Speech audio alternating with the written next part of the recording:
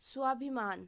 Nita kitchen में जल्दी जल्दी बच्चों के लिए लंच पैक करती है और बच्चों को बस स्टॉप छोड़ने जाती है। घर आकर अपने पति योगेश को आवाज़ देती है, योगेश आओ, नाश्ता टेबल पर लगा दिया है। तभी फ़ोन की घंटी बजती है। वह अपनी ननद ऋचा से कहती है, देखो जरा किसका फ़ोन है। भाभी, आपकी माँ का फ़ोन है। नीता फ़ोन लेती है। हाँ मम्मी, बताओ क्या हुआ। बेटा, तेरे पापा वॉशरूम में गिर गए। बगल के शुक्ला जी के बेटों की मदद से हॉस्पिटल में एडमिट कराया है। डॉक्टर ने कहा है कूल्हे की हड्डी टूट गई है। मम्मी, भैया को फ़ोन किया। हाँ बेटा, 2 घंटे हो गए, अभी तक कोई नहीं आया। मम्मी, आप चिंता मत करो, मैं आती हूँ। नीता अपनी ननद से कहती है, बच्चे स्कूल से आ जाए तो तुम खाना खिला देना, मैं हॉस्पिटल जा रही हूँ। नीता जल्दी से तैयार होती है, अपनी सास निर्मला को बोलकर चली जाती है। अस्पताल पहुंचकर अपनी मम्मी से मिलती है। मम्मी, आप बैठो, मैं डॉक्टर से बात करके आती हूँ। नीता डॉक्टर के कमरे में जाती है। डॉक्टर नीता से, देखो तुम्हारे पापा का ऑपरेशन करना होगा, करीब 1 से 1.25 लाख का खर्चा आएगा। नीता अपनी माँ को बताती है। भाई फ़ोन नहीं उठा रहे। तभी नीता का पति योगेश हॉस्पिटल आता है।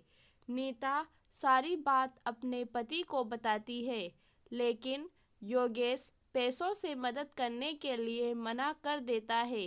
काश नीता ने अपनी टीचिंग की जॉब न छोड़ी होती तो वो अपने पापा की मदद कर पाती। नीता की मम्मी अपनी ज्वेलरी बेचकर ऑपरेशन के लिए पैसे इकट्ठा करती है।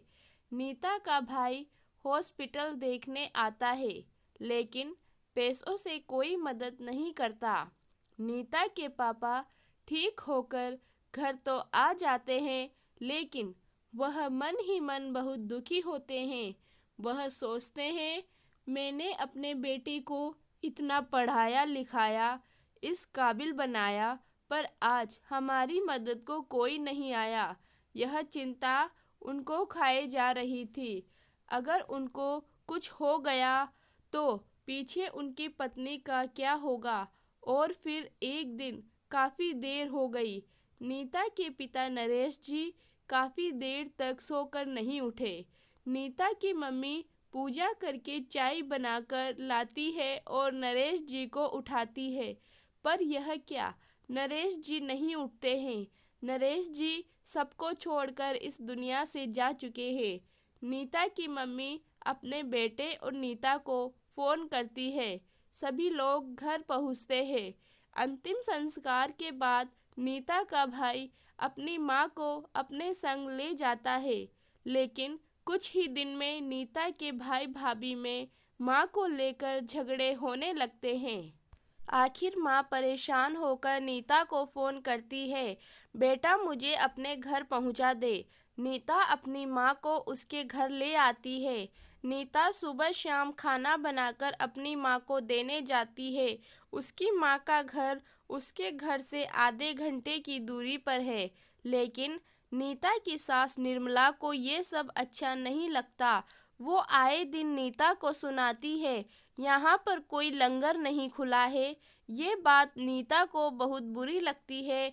नीता सोच लेती है वो खुद नौकरी करेगी। वह कहीं जगह नौकरी के लिए अप्लाई करती है और इंटरव्यू देने जाती है, पर कहीं बात नहीं बनती। उसका पति योगेश कहता है, इस उम्र में नौकरी करोगी, पर नीता किसी की नहीं सुनती। आखिर उसकी मेहनत रंग लाती है।